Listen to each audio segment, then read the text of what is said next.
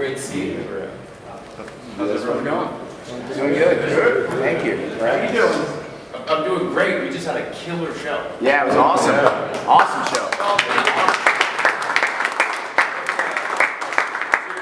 to bottom. I mean, that card was unbelievable. I'm a little bit worried about Max. His neck is not the best shape.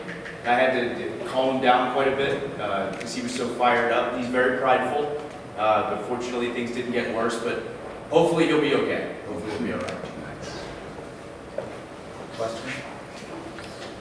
I have a question. Tony, obviously a lot of fans wondering about all these different things that don't have anything to do with what's going on in the ring tonight.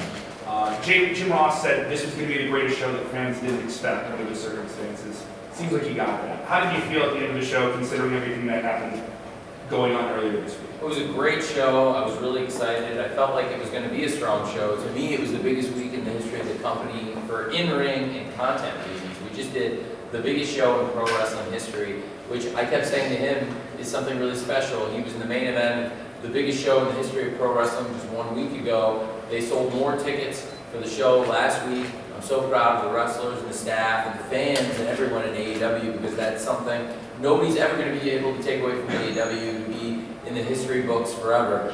And now to come here 1 week later, I knew it would be a big challenge to follow that. And there's been a lot of things happening this week in and out of the ring, but I think from a wrestling standpoint, it was exciting to be able to come here and follow it. And I was really excited. It's, pretty telling to me personally. If you look back at this year on pay-per-view, I think Supercard of Honor was one of the best pay-per-view shows of the year. I think Revolution was one of the best shows of the year. I thought that Death Before Dishonor was one of the best shows of the year. Forbidden Door was amazing. And then All In last week, tremendous show. And now All Out, we've come in and delivered. That's 6 pay-per-views, I would say, already this year that have all been amazing shows. So I think we're having a strong year on pay-per-view right now as any pro wrestling company ever. And this week is as big a week as any company ever. I can say last week was one of the top AEW pay-per-views of all time. The first ever AEW All In. Not only a huge success as far as being like a box office smash hit, all-time, most tickets sold for any show ever. Also one of our biggest pay-per-views ever in at least a year and a half. And that's pretty amazing. It'll be one of our top 2 or 3 shows of all time when it's all said and done. And then this week, I was going to say, after doing already one of our all-time numbers last week, to come here this week and have over 10,000 people here and have over 100,000, I would say would be a real success, and we've done that. So it's definitely over 100,000 in the wake of another show last week that did huge numbers, probably closer to 200,000. And that's pretty exciting. So this is not only our biggest week for ticket sales by many times over, but also our biggest week for pay-per-view. And so that's really exciting. It's an exciting time, and I'm really proud of the wrestlers and everyone who works here. Hi, Adam. Hello. Kimmy Sokol from The Pop Break. Now, you and MJF successfully defended your Ring of Honor Tag Team Championships. Are there any other teams in Ring of Honor that you're looking to defend them against? Oh, gosh. I mean, I hate to give this, I don't want to say generic, maybe standard answer, but I really do mean this. I feel like a lot of people thought the team, me included, of Adam Cole and MJF, there's no way this would work. But now that it's gelled and now that I've gotten to know him as a real friend, I really think at this point we could take on any team, whether that be a team from Ring of Honor, from AEW, anyone all over the world. There's no specific team we're looking at as far as defending these titles against, but I can promise you we're not going to say no to a challenge. So literally any team from Ring of Honor, we're ready to defend these titles and prove that we're one of the best ROH World Tag Team Champions of all time. I know it just started, but I'm feeling really confident about it. Hey Tony, Mike Shalik here from SE Scoops. Booking back-to-back pay-per-view weeks is extremely ambitious, especially when one of those is Wembley Stadium. Sounds like we're doing it again next year, back-to-back, Wembley and here in Chicago. So is there anything that you learned kind of logistically of planning back-to-back shows Of course, there's always going to be injuries and other reasons that things fall through, but anything just about the nature of the back-to-back rapid fire of planning shows and anything you learned you might apply next year? Well, we've done a lot of great shows, a lot of great events. This was the first time we've done back-to-back pay-per-view weekends. I thought it was a smart move tactically because both weekends were really exciting from a live event, real estate perspective. To have Wembley Stadium on the bank holiday weekend in London, it was a really exciting destination event, and it turned out to be one of the greatest gambles ever in pro wrestling, I really believe. To have over $10 million in ticket revenue, and to have over 81,000 fans, 81,035 paid fans, pretty amazing.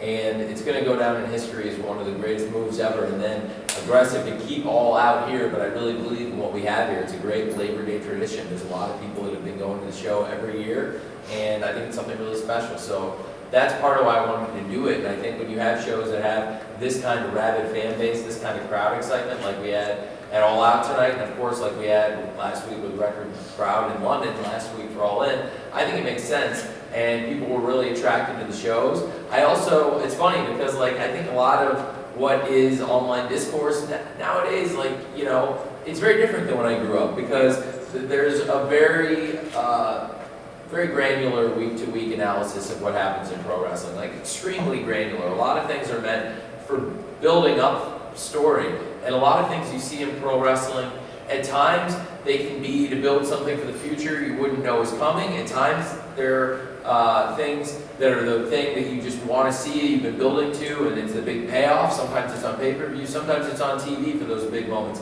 Other times things are what I call maintenance in pro wrestling, things you have to do to build the stories in the show. And I really believe that the granular analysis of pro wrestling, where like every segment is taken to have to be like an instant gratification, that every second of it, you know, it's sometimes things that are leading to something for the greater purpose. And in this case, I was really excited because last week was such a success and people loved the show All In. I think it was a really well-received show, and people thought it was not only a great show in terms of making a lot of money, but it was also a great show in terms of being a great wrestling event. And this week, there were things that I had held back for this show, and I was surprised people said, well, there's not a lot on All Out compared to All In, because then just a week before there were people saying it's a scam. He's a tyrant for not putting Moxley versus Orange Cassidy in Wembley Stadium. But I really believed in the Wembley Stadium Stampede, and I thought that was great. We've got AEW Fight Forever out, and we just launched the Stadium Stampede mode, which is really exciting, and that's a great tie-in. But also it's a once-in-a-lifetime opportunity, or is it, to be able to use Wembley Stadium like that. And for me personally, being able to have guys fight through the Royal Box, it was like, you know, having been through some great life experiences in the Royal Box involving the world of football, to go through the Royal Box fighting with Eddie Kingston and Claudio Castagnoli was pretty cool. And to open the show and close the show with great wrestling stars like Adam Cole and MJF, that was pretty cool. And I think then coming here, we've shown we can do great shows in Chicago year after year. There's a great fan base here, and the roster really delivered. And the main event I thought was great tonight. Moxley and Orange Cassidy really delivered. I thought it was a really hot opening match. Adam Cole and MJF were able to retain the championship. Adam Cole really hung in there, and there were points where he had to fight out two guys in almost a handicap match. And MJF, what they would term the Michael Jordan flu game, even though the flu game actually happened in Utah, though, right? It wasn't in the United Center, but nevertheless. I do think it's a good reference and very fitting, and on a night where we brought Dennis Rodman in, which also got a lot of really good attention. So I think it's really cool. It's different to do the shows back-to-back weekends, but it's not unorthodox when it's on two big holiday weekends and two destination shows. So I think we got something really cool here. Thank you.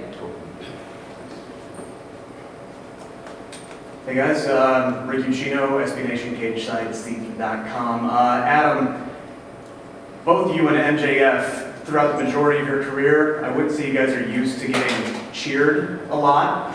And now the two of you together on this like extended babyface run, every single thing you guys do, whether it's something as simple as a double clothesline or Max, putting his paws up to do the kangaroo kick, just gets the loudest pops of the night. Like, what is this experience, which has to be surreal for you, what has this run been like for you, this pairing with Max so far?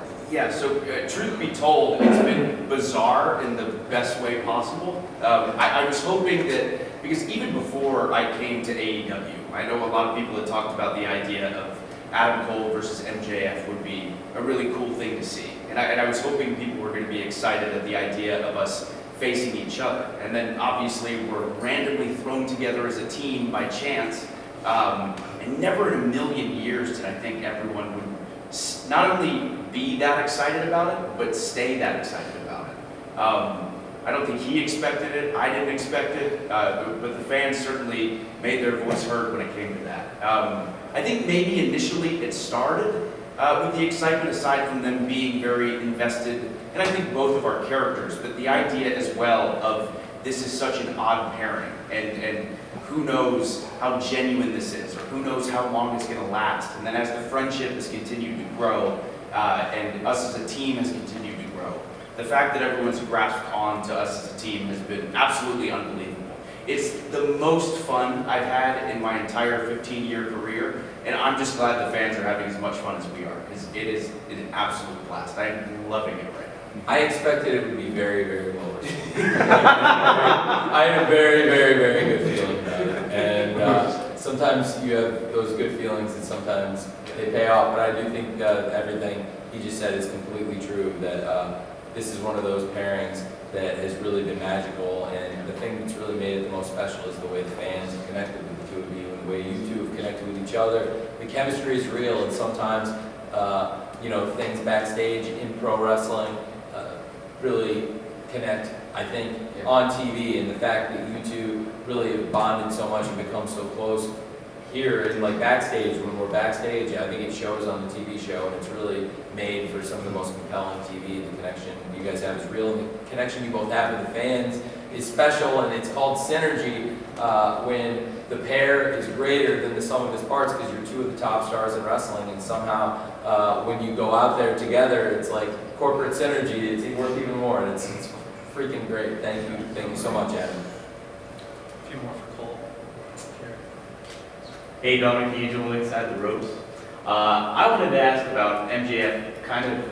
He's been always vocal on Twitter, but he's been a lot more like taking bigger stands on Twitter in certain ways. Kind of wanted to get both your guys' perspective on, is he like kind of adopting more of a locker room leader role now that he's been the world champion for a while, and kind of establishing himself as the next top star? Oh yeah, Max is certainly a leader. I think he's been an excellent leader. Thank you. Last one for Adam. Hi guys, Nick House from Wrestling. Obviously it was a big weekend for AEW, a lot of news for a lot of reasons. From your perspective, Adam, what was the vibe like backstage, the attitude of the locker room going into the show without CM Punk? And Tony, just for you, what did you learn from the CM Punk experience, and what would you do differently or institute to make sure like a situation like this doesn't happen again? I think there's a lot of fans on it now. So as far as the vibe, the excitement these past few weeks about these events that we've had has not gone unnoticed by anybody. Again, All In happening, Wembley Stadium, 81,035 people, breaking the record highest paid attendance in pro wrestling history. Everyone was jazzed and so excited for that show. This week, coming into tonight, knowing that we had to follow up such a huge event, the locker room was stoked. The locker room was ready to go. They were ready to put on the best show they possibly could. And most importantly, we're just so excited for the future, man. It's like AEW as a whole has made so many incredible strides in such a short time. This company's not been around for a super, super long time. So thinking about the next year, 2 years, 5 years, 10 years, has everyone so pumped and so ready to go. So the locker room's feeling good, man. They are. Thanks. Thanks, Aaron. Thank you, everyone. Appreciate it.